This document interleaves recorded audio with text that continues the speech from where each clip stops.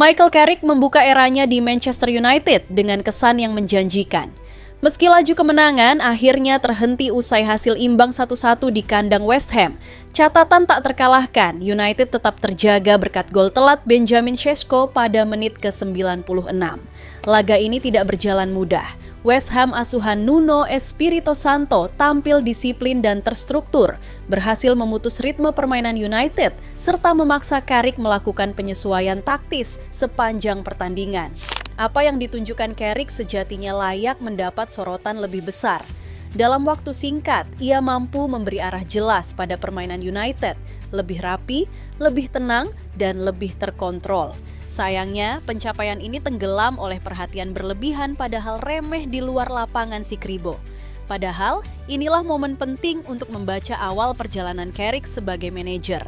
Bukan soal sensasi, melainkan fondasi yang mulai terbentuk. Netgoal Plus kali ini akan mengulasnya lebih dalam. Simak kisahnya sampai tuntas.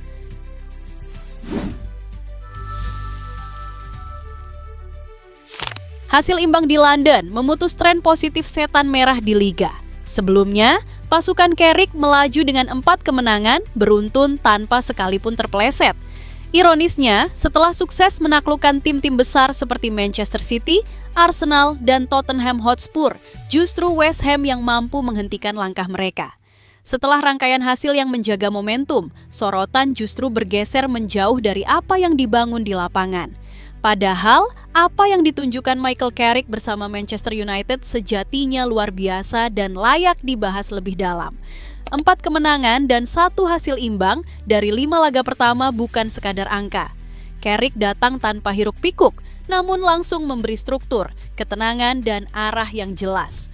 Bruno Fernandes dan kawan-kawan tampil lebih disiplin, lebih efisien, dan terlihat paham kapan harus menekan serta kapan menahan tempo.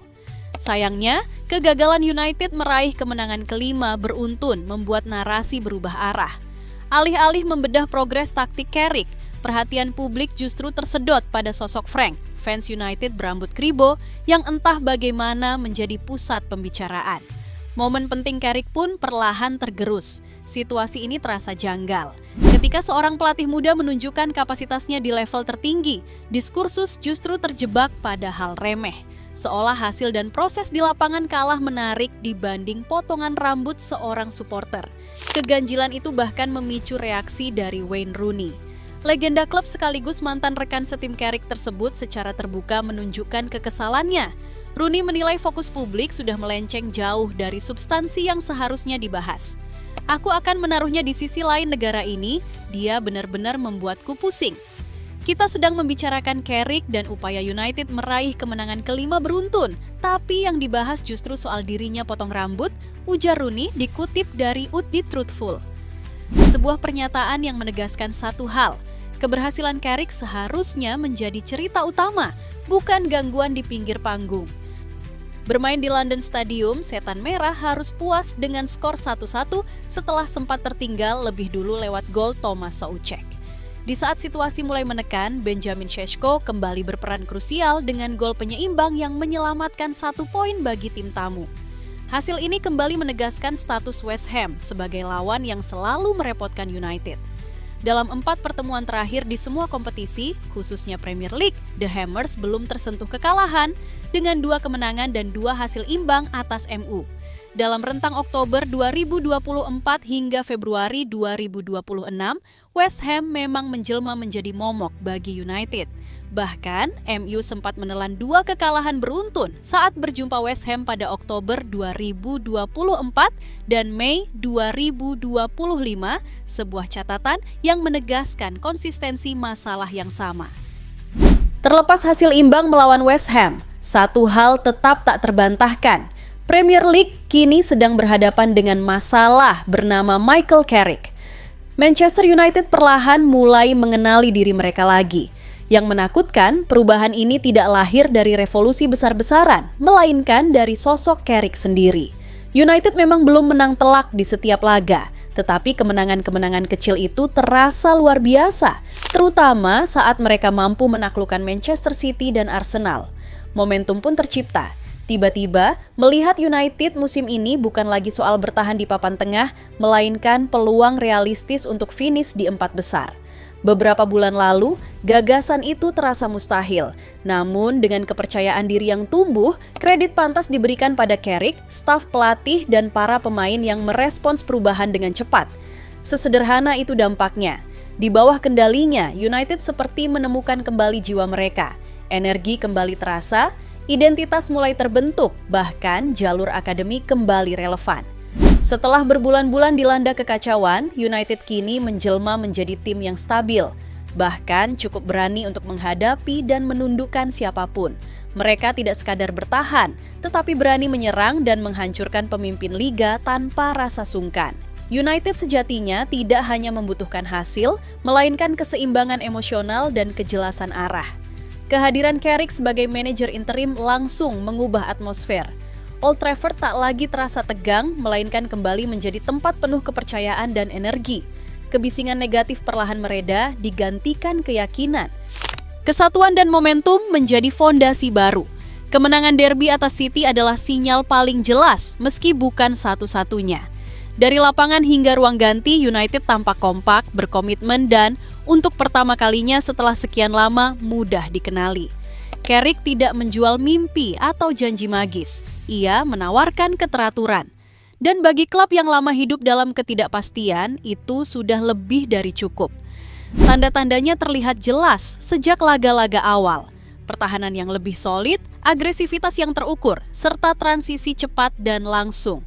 Pemain seperti Harry Maguire, Lisandro Martinez, Casemiro, hingga Kobbie Mainoo menjaga struktur tetap utuh saat menghadapi City dan Arsenal. Kepercayaan pada Mainoo bukan kebetulan, melainkan pesan bahwa Akademi United masih bernyawa. Anak-anak muda menjawab dengan kepribadian, ketenangan, dan keberanian, bukti bahwa jalur talenta United tidak rusak, hanya sempat tertutup. Dan semua ini baru permulaan. Apa yang terlihat sekarang hanyalah rasa pertama dari proyek Carrick, namun aromanya sudah jelas. Manchester United mulai berbau raksasa lama, penguasa Inggris, dan mimpi buruk Eropa. Masih tidak percaya? Cukup lihat apa yang ditunjukkan Michael Carrick dalam 2 pertandingan krusial. Dari suara-suara di ruang ganti, Carrick paham betul apa arti Manchester United yang sesungguhnya. Ia mempercayai talenta yang dimiliki, mengembalikan rasa percaya diri pemain, dan hasilnya jelas. United bisa mengalahkan siapapun. Saat melawan Arsenal, performa United sangat solid. Tim Carrick tahu kapan harus menderita di bawah tekanan, dan tahu pula kapan harus mematikan lawan dengan efektivitas tinggi. Tekanan awal Arsenal memang sempat memaksa United bertahan, tetapi duel diterima di setiap area lapangan. Pasukan Carrick kini memadukan struktur pertahanan yang kompak dan disiplin dengan identitas menyerang khas Manchester United. Tidak ada lagi kekacauan atau kebingungan.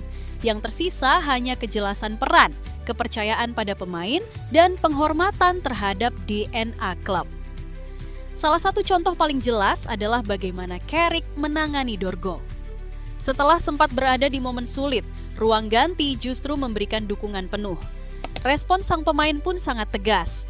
Dorgo tampil 90 menit penuh dalam 8 laga beruntun, mencetak 3 gol dan 2 assist, serta dimainkan di 5 posisi berbeda dalam kemenangan kandang atas Newcastle, Manchester City, dan Arsenal. Carrick terkesan dengan etos kerja, disiplin, dan insting gol Dorgo. Pemain internasional Denmark itu awalnya datang sebagai opsi bertahan, namun kemampuannya dalam menyerang, baik dengan bergerak ke dalam, bertukar sisi, maupun beroperasi di sayap berlawanan, membuatnya sangat fleksibel. Dorgo cerdas membaca ruang, memilih umpan dekat atau jauh, dan ketika jalur tertutup, ia mampu melepaskan umpan silang melengkung berbahaya ke kotak penalti. Asisnya untuk Benjamin Šeško saat melawan Burnley menjadi contoh sempurna. Menggiring melebar, menyesuaikan timing lari, lalu mengirimkan umpan presisi untuk penyelesaian satu sentuhan. Gaya bermain Dorgo di sisi lapangan berbeda dengan trik Ahmad atau kekuatan Mbeumo. Ia bermain lugas seperti penyerang, menyerang ruang secara langsung, mengandalkan timing, kekuatan, dan pergerakan sederhana atau memaksa bola keluar lalu mengejarnya kembali. Kuat, agresif, dan sulit dihentikan, Kontribusi bertahannya juga krusial dalam bentuk 4-4-2 kompak Carrick tanpa bola. Saat melawan City, Dorgu berulang kali melakukan recovery run, menutup jalur umpan, termasuk momen penting ketika Rodri mencoba menemukan Phil Foden di antara garis, tetapi Dorgu berhasil menutup ruang dan memenangkan duel. Keseimbangan antara keamanan bertahan dan ancaman menyerang inilah yang membuat Carrick sangat mempercayainya. Tak heran Dorgu kerap mengakhiri laga dengan jumlah aksi defensif terbanyak di skuad United. Dengan absennya Amorim, United justru terasa kembali memegang kendali dan efeknya langsung terasa di seluruh tim. Setiap pemain terlihat lebih bebas, lebih percaya diri, dan lebih berani mengambil inisiatif. Dampak terbesar itu terlihat jelas pada Bruno Fernandes. Sejak perubahan Carrick ke formasi 4-2-3-1, Bruno seperti terbang. Dalam 3 pertandingan, ia mencatatkan assist secara beruntun dan menjadi pemenang utama dari pergantian sistem ini. Kembali ke peran naturalnya sebagai nomor 10, Bruno tidak lagi harus berbagi ruang atau menguras energi sebagai gelandang box-to-box. Ia kini bermain mengikuti insting, bergerak di antara garis, menemukan ruang dan mengirimkan umpan awal yang membelah pertahanan sebelum lawan sempat menata diri.